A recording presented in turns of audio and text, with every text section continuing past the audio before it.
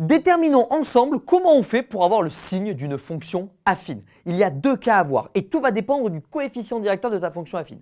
Premier cas, si par exemple je te prends la fonction kx associe 2x plus 4. Première chose à faire, c'est trouver la valeur qui va annuler ton expression algébrique, c'est-à-dire la valeur qui va annuler ta fonction affine. Donc 2x plus 4 égale 0, ça fait 2x égale moins 4 et x égale, donc moins 4 divisé par 2, moins 2.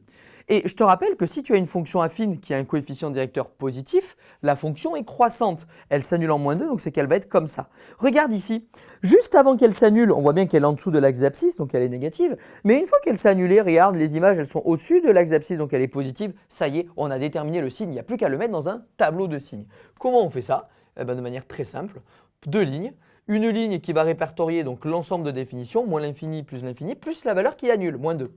Et une deuxième ligne qui va me donner le signe de f de x. Ici, je me rends compte que comme le nombre a est positif, a égale 2 positif, eh bien les images, elles sont d'abord négatives et ensuite elles sont positives. Voilà, je viens de déterminer le signe d'une fonction affine qui a un coefficient directeur positif. Tu me vois venir. Bien sûr que maintenant, on va faire celle qui a un coefficient directeur négatif. Imaginons que je prenne moins x plus 1, par exemple. Eh bien, je me rends compte que le nombre qu'il y a devant le x, là, le moins 1, c'est un nombre négatif. Mais le point de départ, c'est le même. C'est-à-dire qu'on va d'abord chercher la valeur qui annule. Ça va me faire moins x plus 1 égale 0. Et donc, ça fait moins x égale moins 1.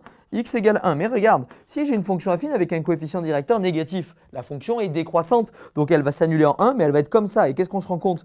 Qu'avant qu'elle s'annule, elle est au-dessus de l'axe d'abscisse, donc elle est positive. Et une fois qu'elle s'annule, elle devient négative. On n'aura pas moins plus dans ce cas-là, mais on aura plus moins. Eh bien, de la même manière, on va construire notre tableau de signes pour déterminer le signe de cette fonction affine. On précise toujours que a ici vaut moins 1, qu'il est négatif. Mon ensemble de définition, c'est moins l'infini plus l'infini. La valeur qui annule la fonction affine, ici on a déterminé par la résolution de l'équation égale à 0 que c'est 1. Et donc je peux donner la fonction g, ici, son signe, c'est-à-dire d'abord plus et ensuite moins.